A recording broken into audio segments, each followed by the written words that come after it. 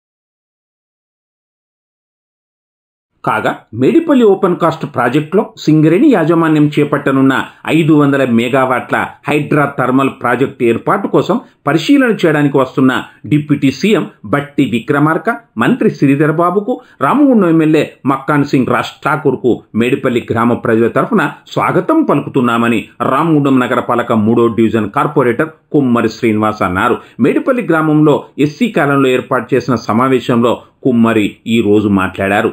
Hydro thermal project కోసం రావడం హర్షదాయకమని, ఎన్నో ఏళ్లుగా పెండింగ్లో ఉన్న Medipalli SC colony R&R package అమలు చేయాలని కుమ్మరి శ్రీనివాస్ కోరారు. సింగరేణి యాజమాన్యం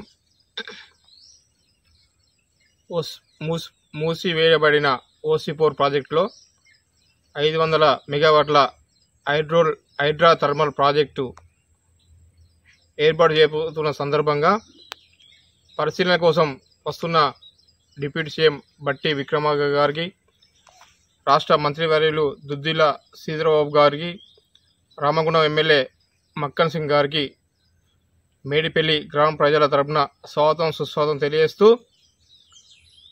OC4 ప్రాజెక్టులో హైడ్రో థర్మల్ ప్రాజెక్టు రావడం సంతోషకర విషయాన్ని తెలియజేస్తూ, గతంలో OC4 ప్రాజెక్టు వల్ల పూర్తిగా మా గ్రామము వలన చాలా ఇల్లు కూలిపోయి ఎన్నో పోరాటాల వల్ల సింగరేణి ఎస్సీ కాలనీ వాసులకు నష్టపరిహారం చెల్లించింది. కానీ ఇంతవరకు కూడా R&R ప్యాకేజీ అమలు చేయలేదు. మేము గతంలో కూడా ఎన్నోసార్లు వినతి పత్రం ఇచ్చినా కూడా సింగరేణి యాజమాన్యం పట్టించుకున్న సందర్భంలో మీరు వస్తున్న సందర్భంగా మీ అందరికీ ఉదయపూర్వకంగా స్వాగతాలు తెలియజేస్తూ, ఎన్నో ఏళ్ళుగా పరిష్కారం కాని సమస్యను మేడిపల్లి గ్రామ ఎస్సీ కాలనీ వాసులకు R&R ప్యాకేజీ అమలు చేయాలని కోరుతూ ప్రత్యేకంగా డిప్యూటీ సీఎం బట్టి విక్రమార్క గారికి, మంత్రివర్యులు దుద్దిల శ్రీధరబాబు గారికి, ఎమ్మెల్యే గారికి, మక్కన్ సింగ్ గారికి ఉదయపూర్వకంగా మా గ్రామ ప్రజల తరపున విన్నపించుకుంటున్నాం. రేపు బుగ్గొండ్ల ప్రాంతంలోకి వస్తున్న ఉప ముఖ్యమంత్రి బట్టి విక్రమార్క పర్యటన మీద సింగరేణి కార్మికులు గంపెడు ఆశతో ఉన్నారని, తమకు మేలు ఇచ్చే ప్రకటన చేస్తారని ఎదురు తెన్నులు పడుతున్నారని టీబీజీకేఎస్ అధ్యక్షుడు మిరియాల రాజిరెడ్డి, వర్కింగ్ ప్రెసిడెంట్ మాదాసు రామ్మూర్తి అన్నారు. గోదావరికన్ ప్రెస్ క్లబ్లో ఈరోజు జరిగిన ప్రెస్ మీట్లో వారు మాట్లాడారు. అలాగే ఆర్థిక సంవత్సరం ముగిసి 5 నెలలు గడిచిన సింగరేణి యాజమాన్యం ఇప్పటి వరకు సింగరేణి గడించిన లాభాలను ప్రకటించకపోవడం ఆక్షేపణీయమన్నారు. ఈ ప్రెస్ మీట్లో నాయకులు నూనె కొమరయ్య, చిలకలపల్లి శ్రీనివాస్, బొగ్గుల సాయి, పులిపాక శంకర్ తదితరులు ఉన్నారు. విక్రమార్క గారి కోల్ బెల్ట్ పర్యటన బొగ్గు బాయిలకి భరోసానిస్తుందా అని అడుగుతుంది తెలంగాణ బొగ్గని కార్మిక సంఘం. ఎందుకంటే మొట్టమొదటిసారిగా ఈ ప్రాంతానికి, కోల్ బెల్ట్ ప్రాంతానికి వస్తున్నటువంటి బట్టి విక్రమార్క గారు ఎన్నికల ముందు, అంటే అసెంబ్లీ ఎన్నికలు కానీ, పార్లమెంట్ ఎన్నికలు కానీ, సింగరేణి ఎన్నికలప్పుడు చాలా భరోసా ఇచ్చారు సింగరేణి కార్మికులకి. మేమొస్తే ప్రైవేటీకరణ జరగదు, మేమొస్తే బొగ్గు బాయిల వేలం ఉండదు, మేమొస్తే అనేక వాగ్దానాలు చేశారు. ఇన్కమ్ ట్యాక్స్ మాఫీ చేస్తాము, పెర్క్స్ మీద ట్యాక్స్ తగ్గింపు చేస్తాము, 250 గజాల స్థలం ఇస్తాము, 20 లక్షల వడ్డీ లేని రుణం ఇస్తాము, అలాగే ప్రతి ఒక్కరు హాజరైనటువంటి మెడికల్ బోర్డు కారుణ్య నియామకాలు అందిస్తాము అనేటువంటిది చెప్పినటువంటి వారు ఈరోజు ఈ పర్యటనకు వస్తున్నటువంటి సందర్భంగా బొగ్గుబాయిలో పనిచేసేటువంటి కార్మిక వర్గం అంతా గంపెడ ఆశలు పెట్టుకొని ఏం చెప్తారా అనేటువంటిది ఆలోచిస్తూ ఉన్నారు. దీని మీద స్పష్టమైన ప్రకటన చేస్తారని భావిస్తూ ఉన్నాం.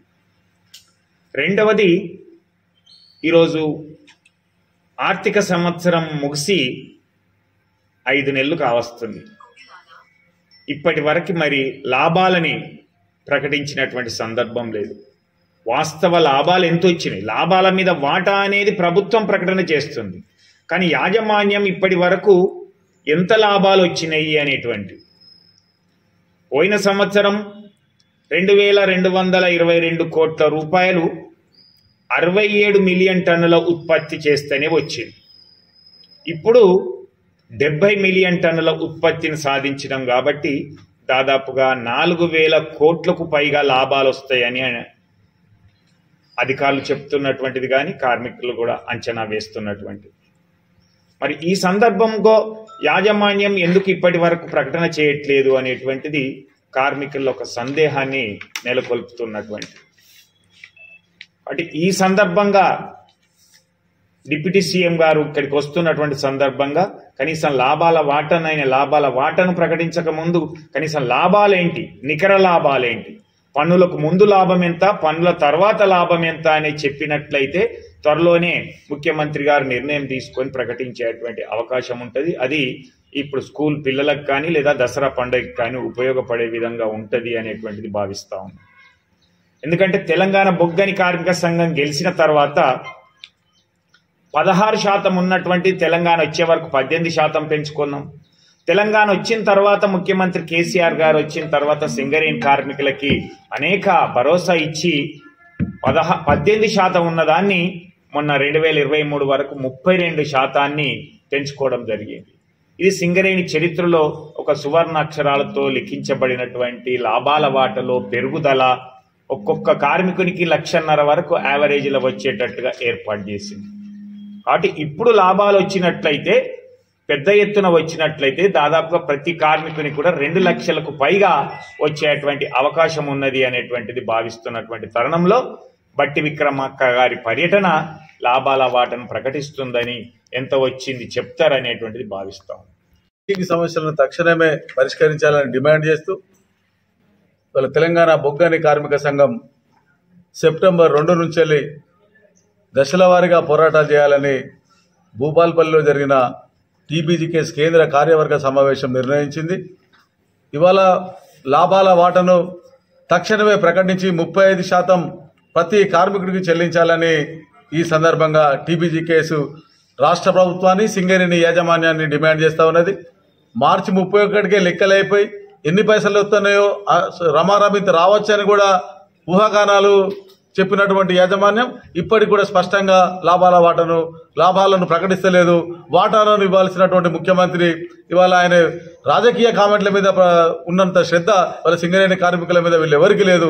కోల్ బెల్ట్ అంతా మేమే గెలిచినాం, కోల్ బెల్ట్లో అన్ని మాయ అని అంటున్నారు కానీ ఈ కార్మికుల కోసం ఏమీ చేయట్లేదు.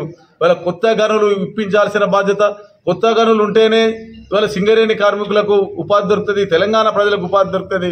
తెలంగాణలో ఉపాధినిచ్చేది కేవలం సింగరేణి పరిశ్రమనే. దీనికోసం పట్టించుకోకుండా ఇవాళ అనేక రకాలుగా ఎట్లా డబ్బు వస్తుందో వాటి మీద దృష్టి పెడతాను తప్ప వాళ్ళ సంక్షేమం మీద ఈ ప్రభుత్వం దృష్టి పెడతలేదు. అందుకని సింగరేణి సంస్థను బతికించాలంటే ఎలాంటి వేలం ప్రక్రియ అనేది లేకుండానే మాకు బొగ్గు బ్లాకులు తీసుకురావాల్సినటువంటి అవసరం ఉన్నది. అట్లా తీసుకొస్తేనే ప్రజలకు న్యాయం జరుగుతుంది, అట్లా తీసుకొస్తేనే ప్రజలకు ఉపాధి దొరుకుతుంది అనేది టీబీజీకేఎస్ భావిస్తూ ఉన్నది. అదే రకంగా ఇవాళ కోడ్ ఆఫ్ డిసిప్లిన్లో పేర్కొన్న విధంగా సింగరేణి ఎన్నికలు ముగిసి 8 నెలలు కావస్తున్న ఇంతవరకు గుర్తింపు పత్రం లేదని అధికార హోదా మాత్రం అనుభవిస్తారు. మీరు అన్ని వాటిలలో చూడొచ్చు. సీఎన్ఎండికి ఆ పక్క వాళ్ళు ఈ పక్క వాళ్ళు కూర్చొని సమావేశాల్లో అధికారికంగా పాల్గొంటారు కానీ కార్మికులు సమస్యలు అడిగినప్పుడు మాత్రం మాకేమీ సంబంధం లేదు, మాకు ఇంకా పత్రం రాలేదంటారు. ఫైర్వీల దగ్గరనే లేదా మీరు సిఫారసుల దగ్గరనే పనిచేస్తుంది గుర్తింపు పత్రం, కానీ కార్మిక సమస్యలు పరిష్కరించడంలో ఈ పత్రం పనిచేయట్లేదని టీబీజీకేఎస్ ఆ నాయకులు సూటిగా ప్రశ్నిస్తూ ఉన్నది. 45 రోజుల లోపల కనుక వీళ్ళకి అధికారికంగా పత్రం ఇవ్వకుంటే దాన్ని తిరిగి సింగరేణిలో ఎన్నికలు నిర్వహించాలని కోడ్ ఆఫ్ డిసిప్లిన్ చెప్తున్న విషయాన్ని ఇప్పటికే మా అధ్యక్షుడు స్పష్టం చేసి ఉన్నాడు. దాని ఆధారంగా సింగరేణి యాజమాన్యం కార్మిక సమస్యలను పరిష్కరించడానికి తక్షణమే ఎన్నికలు నిర్వహించాలని మేము డిమాండ్ చేస్తా ఉన్నాం. తద్వారా కార్మికులకు న్యాయం జరగాలని మేము కోరుతా ఉన్నాం. దీన్ని కూడా కార్మిక క్షేత్రంలోకి రేపు రానున్న ఉప ముఖ్యమంత్రి బట్టి విక్రమార్క సింగరేణి కార్మికుల సమస్యలపై స్పందించాలని, లాభాల వాటా, సొంత ఇంటి పథకం అమలు, ప్రెక్స్ ఇన్కమ్ ట్యాక్స్ కార్మికులకు తిరిగి చెల్లింపు తదితర సమస్యలపై ప్రకటన చేయాలని సిఐ2 సింగరేణి కాలనీస్ ఎంప్లాయీస్ యూనియన్ రాష్ట్ర ప్రధాన కార్యదర్శి జేబీసీసీఐ సభ్యుడు మంద నరసింహారావు అన్నారు. గోదావరిఖని ప్రెస్ క్లబ్లో ఈరోజు జరిగిన ప్రెస్ మీట్లో ఆయన మాట్లాడారు. ఈ ప్రెస్ మీట్లో నాయకులు ఆరపల్లి రాజమౌళి, మండే శ్రీనివాస్, తోట నరహరిరావు, ఎస్కే గౌస్, దాసరి సురేష్, ఏ శంకరన్న, తాళ్ళ శ్రీనివాస్, జనార్దన్, జలగం సత్యనారాయణ తదితరులు ఉన్నారు. దానికి అనేక డ్రామాలు ఇప్పటికీ నడుస్తూ ఉన్నాయి. ఈ మేనేజ్మెంట్ పెద్ద దీంట్లో ఒక ఈ ఇబ్బందికరమైన పరిస్థితి. ఎన్నికలు అసలు మేనేజ్మెంట్కి ఇష్టం లేకపోతే పెట్టకపోయి, గతంలో ఎన్నికలు పెట్టడానికి 5 సంవత్సరాలు లేకిండ్రు. ఇప్పుడు ఎన్నికలు పెట్టినాక గుర్తింపు పత్రం ఇవ్వడానికి ఇప్పటికి 8 నెలలు అయిపోయింది. 27వ తారీఖు మొన్నతోని. ఎందుకు ఇట్లా తాత్సారం? అసలు నువ్వు ఎన్నికలకి ఇష్టం లేకపోతే మొత్తం కోల్ ఇండియాలో ఎన్నికలు లేవు. ఎన్నికలు లేకుండా మొత్తం అన్ని సంఘాలు సమానంగా చూస్తూ ఉన్నారు. ఇక్కడ ఎన్నికలు పెట్టిన పేరే కానీ అసలు ఎక్కడ గుర్తింపు పత్రం ఇవ్వకుండా గెలిచిన సంఘం అంటాడు, ప్రాతినిధ్య సంఘం అంటాడు, స్ట్రక్చరల్ సమావేశాల్లో గెలిచిన ప్రాతినిధ్య సంఘం గెలిచింది కానీ పక్కన మీటింగ్లు పెట్టి అఫీషియల్ మీటింగ్స్లలో మొత్తం అన్నిట్లలో వాళ్ళని ఎంకరేజ్ చేస్తాడు. నువ్వు పత్రం ఇవ్వకుండా ఇట్లా ఎంకరేజ్ చేసి ఎంతకాలం ఇట్లా డెక్కుతావు? ఇది సరైన పద్ధతి కాదు. మినిమం 6 నెలల్లో వాళ్ళకి సర్టిఫికేట్ ఇవ్వాలి. ఇంతవరకు 6 నెలలు అయిపోయినా కూడా 8 నెలలు అయిపోయినా కూడా ఇంతవరకు సర్టిఫికేట్ ఇవ్వకపోవడం సరైన పద్ధతి కాదు. పత్రం ఇచ్చేంతవరకు అన్ని సంఘాలు సమానంగా నన్ను చూడు. అసలు ఎన్నికలు రద్దు చేయి, 6 నెలల తర్వాత ఎన్నికలు గుర్తింపులు రద్దు చేసాయి అని చెప్పేసి ఏటో కోరుతున్నాం. తెలంగాణలో మార్పు రావాలి, కాంగ్రెస్ గెలవాలనే దాంతో ఈరోజు రాష్ట్రంలో కాంగ్రెస్ ప్రభుత్వం వచ్చింది. దీనికి అనుగుణంగానే సింగరేణి కార్మికుల సమస్యల మీద ఎన్నికల ముందు సొంతింటి పథకం అమలు, అలవెన్స్ల మీద ఇన్కమ్ ట్యాక్స్ తిరిగి చెల్లింపు తదితర అంశాల మీద సింగరేణి కాలేజ్ ఎంప్లాయీస్ యూనియన్గా ఇప్పుడున్న ముఖ్యమంత్రి అప్పుడు ఎన్నికల ప్రచారంలో ఇక్కడికి వచ్చినప్పుడు రేవంత్ రెడ్డి గారికి Singareni college employees union letter ఇవ్వడం జరిగింది. ఇప్పుడు మార్పు వచ్చింది కానీ సింగరేణి కార్మికుల సమస్యలు మాత్రం ఎక్కడెక్కడ పరిష్కారం కాలేదు. గతంలో ప్రభుత్వం ఏదైతే బీఆర్ఎస్ ప్రభుత్వం ఉన్నప్పుడు సింగరేణి నిధులు ఎట్లా వాడుకున్నారో ఇప్పుడు కాంగ్రెస్ కూడా అదే పరిస్థితికి వచ్చింది. సింగరేణిలో 30 సంవత్సరాలు సర్వీస్ చేసి ఒక ఇల్లు లేని పరిస్థితుల్లో సింగరేణి కార్మికులు ఉంటే ఆ నిధులను కూడా దారి మళ్లిస్తున్న పరిస్థితి ఉంది. అందుకనే సింగరేణి కార్మికులకు సొంతింటి కోసం 250 గజాల స్థలం కేటాయించి వడ్డీ లేని రుణం 20 లక్షలు చెల్లించే విధంగా రేపు ఉప ముఖ్యమంత్రి బట్టి గారు వస్తూ ఉన్నారు కాబట్టి ప్రకటన చేయాలని చెప్పి ఈ సందర్భంగా డిమాండ్ చేస్తా ఉన్నాం. అలాగే జూలై నెలల్లోనే సింగరేణికి సంబంధించిన లాభాల వాటాకు సంబంధించి జూలై నెలల్లోనే ప్రకటిస్తామన్నారు. ఇప్పటి వరకు కూడా లాభాల వాటా కూడా ప్రకటించలేదు. లాభాలు ఎంత వచ్చినాయి కూడా తెలియని పరిస్థితి ఉంది. అందుకని రేపు ఉప ముఖ్యమంత్రి వస్తున్న సందర్భంగా లాభాల వాటా కూడా ప్రకటన ఈ గోదావరి ఖనిలో కార్మిక క్షేత్రం కాబట్టి ఇక్కడ చేసుకోవాలని చెప్పేసి సింగరేణి కాలేజ్ ఎంప్లాయీస్ యూనియన్గా డిమాండ్ చేస్తా ఉన్నాం. సింగరేణి కాలరీస్ కు రాష్ట్ర ప్రభుత్వం నుంచి రావాల్సిన బకాయిలు 29,000 కోట్ల రూపాయలు ఇప్పించాలని, కొత్త గనులు ప్రారంభించి నిరుద్యోగులకు ఉపాధి అవకాశాలు కల్పించాలని, కార్మికులకు లాభాల్లో వాటా 30% చెల్లించేందుకు ప్రకటన చేయాలని, గుర్తింపు పత్రం 4 సంవత్సరాలకు ఇప్పించాలని, కాంట్రాక్టు కార్మికులకు వేతనాలు పెంచేందుకు 22 జీవోను అమలు చేసే విధంగా అధికారులకు ఆదేశాలు జారీ చేసే విధంగా ప్రకటన చేయాలని సింగరేణి గుర్తింపు సంఘం ఏఐటీసీ నేతలు కోరారు.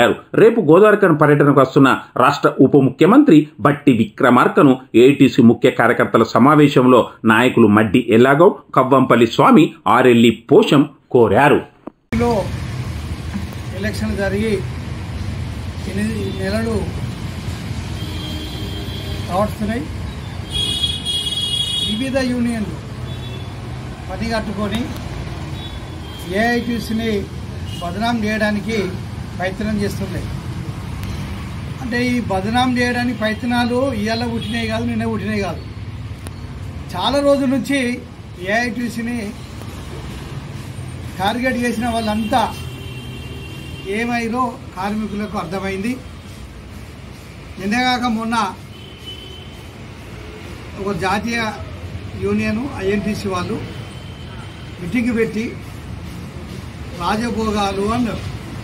రాజభోగాల మై పోరాటాల లేదా మీ రాజభోగాల ఎవరు ఏందన్నది కార్మికులు సింగరేణిలో మిమ్మల్ని ఏం చేసిరు అన్నది కార్మిక వర్గానికి తెలిసి, గోదావరిఖని ప్రాంతం కానీ సింగరేణి ప్రాంతంలో తెలుసు.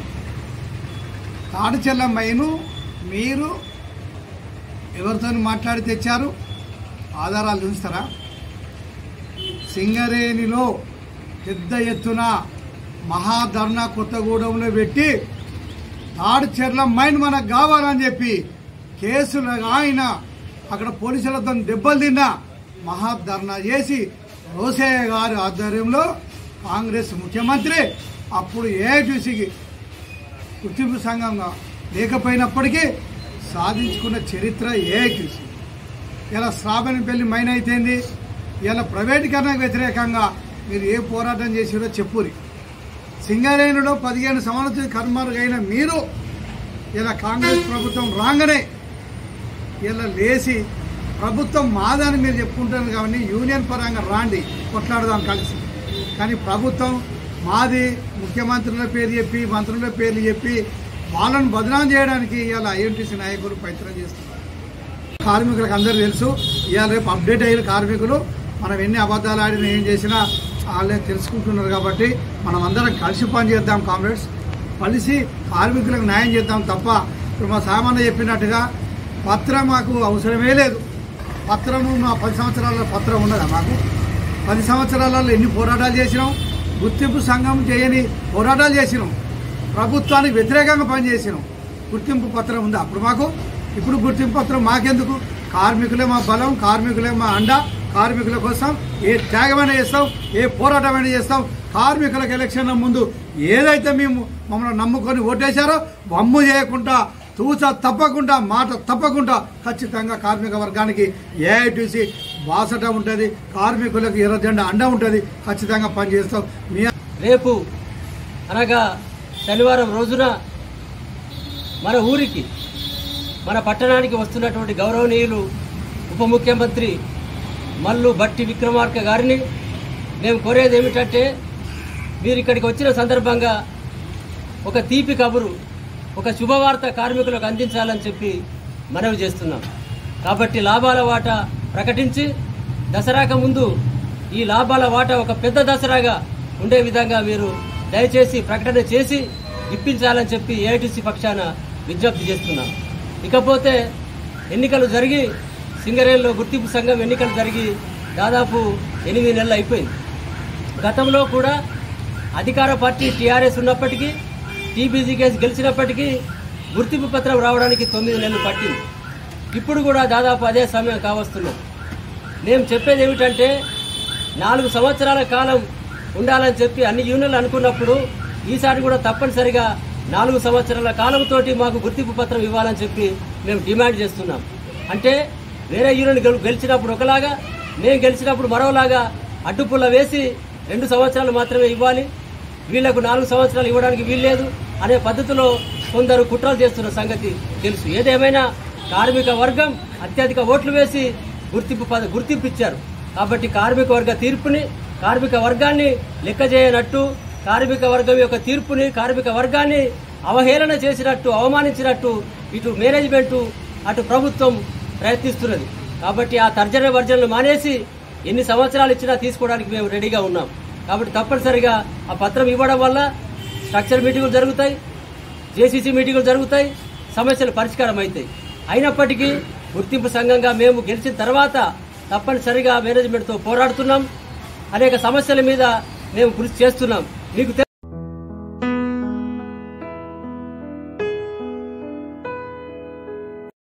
గోదావరికని పారిశ్రామిక నగరంలో ఓ విషాద సంఘటన జరిగింది.